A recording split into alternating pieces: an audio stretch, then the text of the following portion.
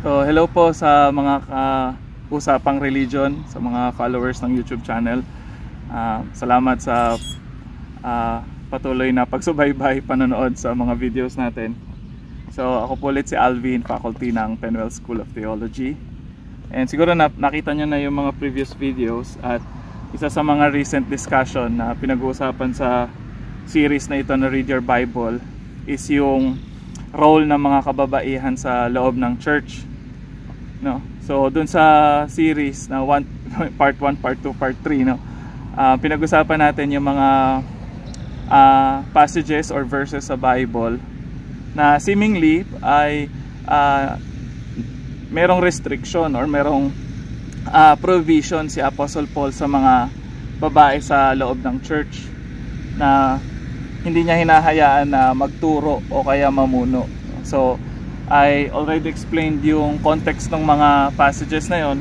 So tignan nyo na lang yung mga previous videos, balikan nyo na lang para sa explanation, no? So nandito ako ngayon sa Aviation Parkway. Pagpamanin nyo yung may nagmomow ng may nagkakat ng grass.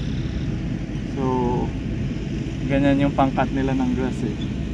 Medyo maingay siya ng konti, pero hindi naman siya masyadong disturbing, I hope, sa video.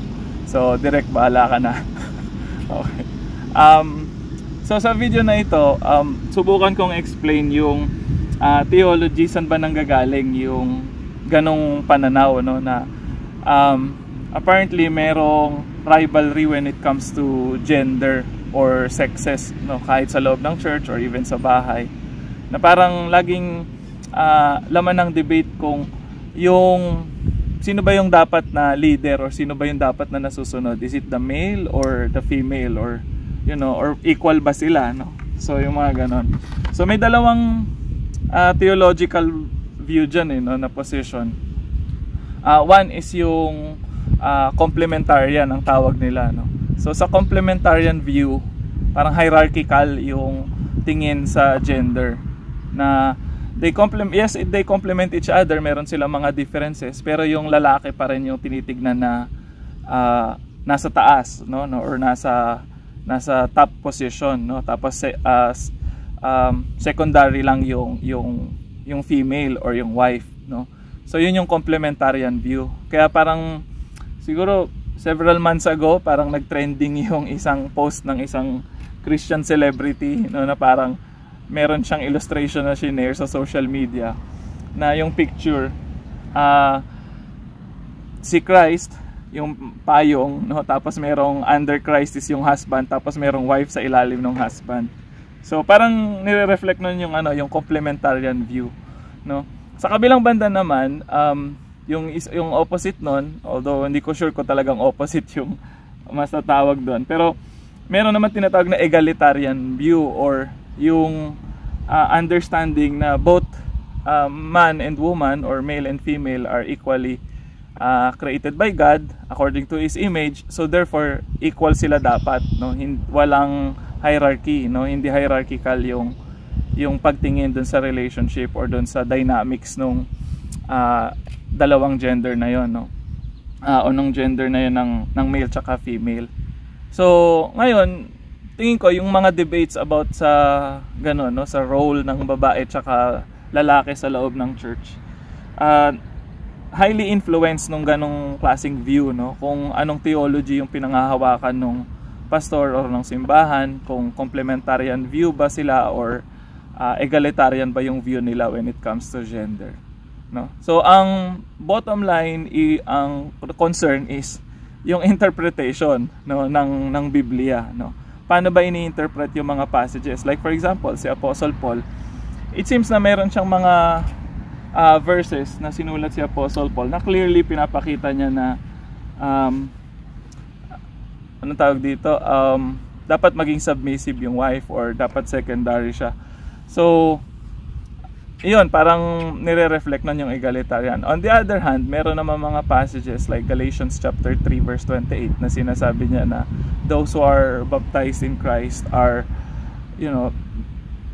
equal na, no? Whether you are in terms of race, like, you know, whether you are a Gentile or a Jew, or whether you are free or slave, so whether you are male or female, no? So lahat ng tao equal na, so when you are baptized in Christ. So may ganon, no? So based on that, makikita natin na parang si Paul yata egalitarian, no? So yun yung debate. And again, ang bottom line issue is paano ba ini-interpret or ini-explain yung mga passages na yun or yung mga verses na yun sa mga churches natin. So sa video na ito, try kong explain saan ba nang gagaling yung theology na yun at ano yung mga passages na usually ginagamit, no? At paano nag-develop yung theology na yun. Hindi ko naman ma-explain lahat, pero I'll just give you an overview or idea, no, tungkol sa theology na yun. So una, magandang tignan in terms of understanding yung mga verses sa Bible, yung historical context, yung trajectory ng mga passages na sinulat, no? Like for example, si Apostle Paul, merong dalawang, sabi ng mga New Testament scholars, merong dalawang version si Apostle Paul, no? Merong earlier Paul, tsaka merong later Paul, no? So yung mga earlier writings niya, like Galatians and Corinthians, some people would say na, or Romans even, no? Some people would say na yung mga earlier writings na yun ni Paul, it reflects yung kanyang pagiging egalitarian when it comes, you know, in viewing sexes or gender relationships sa loob ng church, no? Kasi for example, sa 1 Corinthians chapter 11, allowed yung mga babae na mag-pray, allowed yung mga babae na mag-prophesy, no? Basta naka-cover yung head nila as a sign of respect, no, dun sa authority, who is the male and si Christ, no? Pero hindi sila pinipigilan, no? Hindi sila nire-restrict na magsalita in public or magturo in public, no? As long as they maintain yung cultural way nila ng pag-express ng respect sa authority, no? So and then nabanggit ko na rin sa mga previous videos, may mga leaders, may mga deacons and mga leaders ng house churches na mga babae, di ba? So apparently sa mga writings ni Paul, nire-recognize niya yung role ng women sa ministry, no? And na parang pastor na rin yung ginagawa ng mga babae na yun, no? Now, ano naman yung sinabi niya sa mga later writings niya, yung sa 1 Timothy chapter 2 nga na binanggit, no? So yung 1 Timothy, makikita natin na dun sa point na yon, mukhang yung church institutionalized na. Ibig sabihin, mas organized na, meron ng mga set of leaders, may mga offices na, may mga positions na sa loob ng church yung mga tao. So because of that, it reflects the later development ng church, na mukhang later on, yung church, ang kanilang naging way of organizing is hierarchical, no? And yung lalaki nga yung naging napunta dun sa position na yon. Kaya ngayon, merong isang passage yung sa 1 Corinthians chapter 14 verse 34 to 36 na parang inulit yung instruction na yon, na hindi rin hinahayaan ni Paul na magturo yung mga babae. So ngayon, merong issue dun sa translation or dun sa pag-copy ng passage na yon, kasi may mga manuscripts na yung instruction na yon na sinabi ni Paul na I do not permit women to teach or exercise authority. It seems like it was copied from the text of Timothy, no? And yung mga 4th century manuscripts at yung mga earlier writings, hindi sila magkakaparehas when it comes to the rendering of that passage. Yung iba, inilalagay yung verse 34 to 36 after ng verse 40.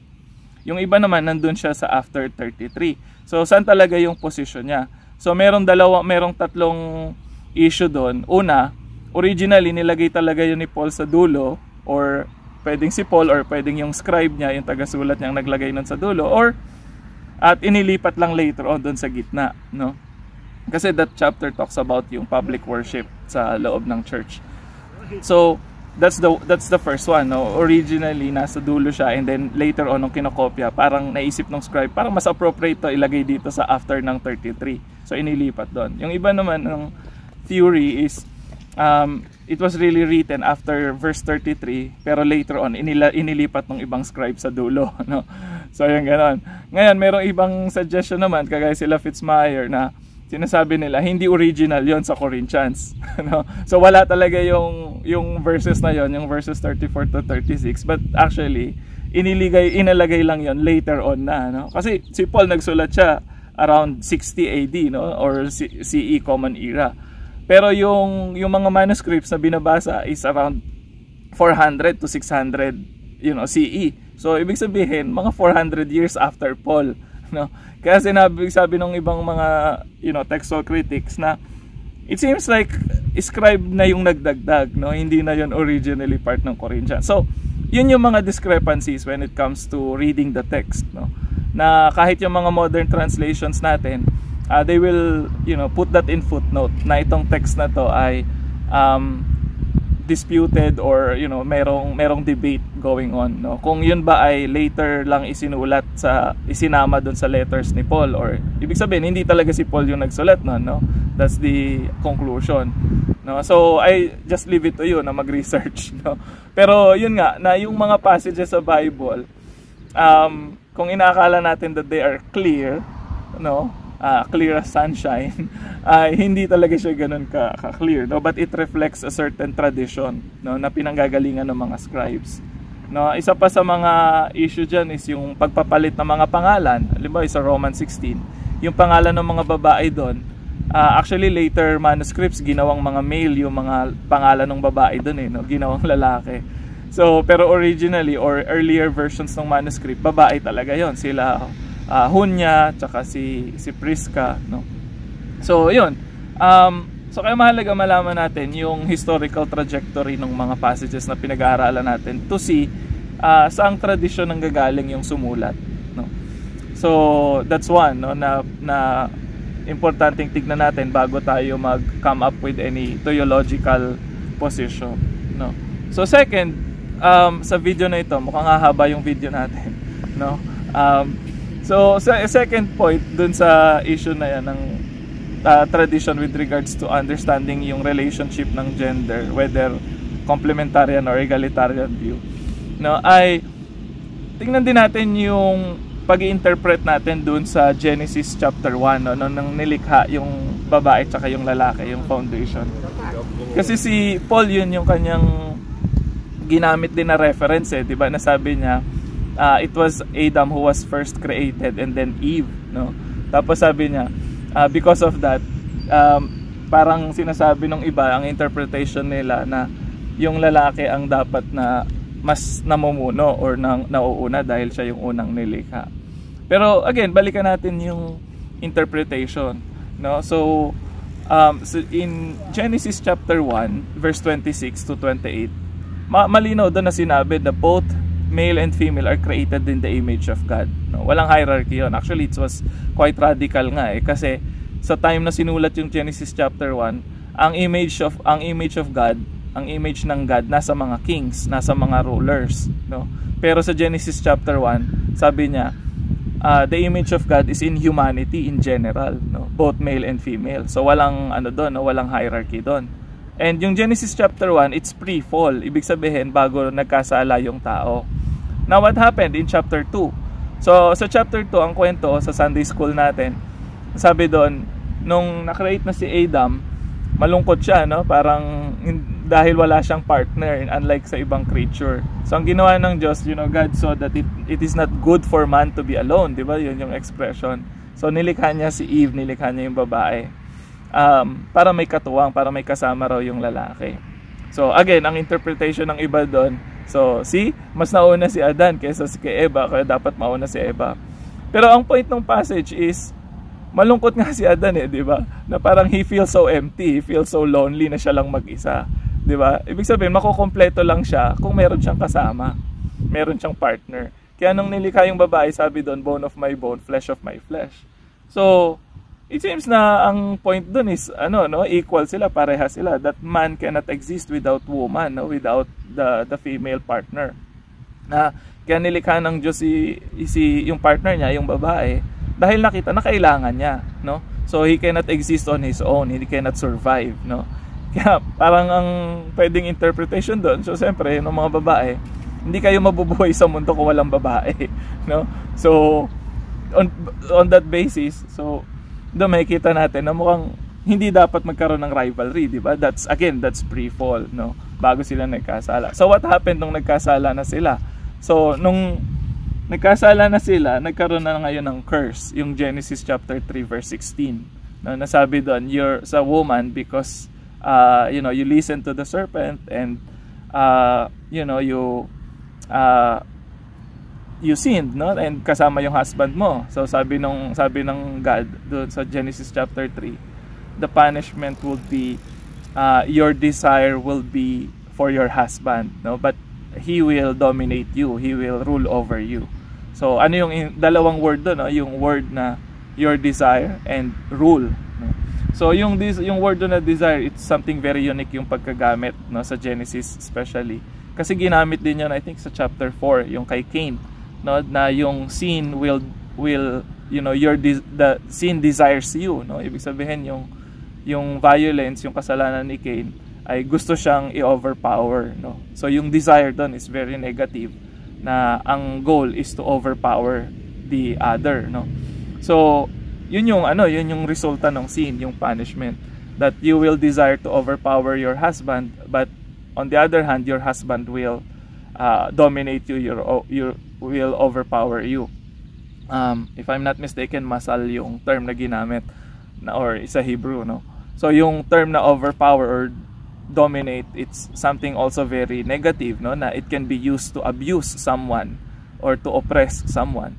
So ibig sabihin, yung relationship ng gender na merong rivalry, merong nagdo-dominate and merong nagde-desire to dominate the other, it's actually a consequence or it's a result of sin.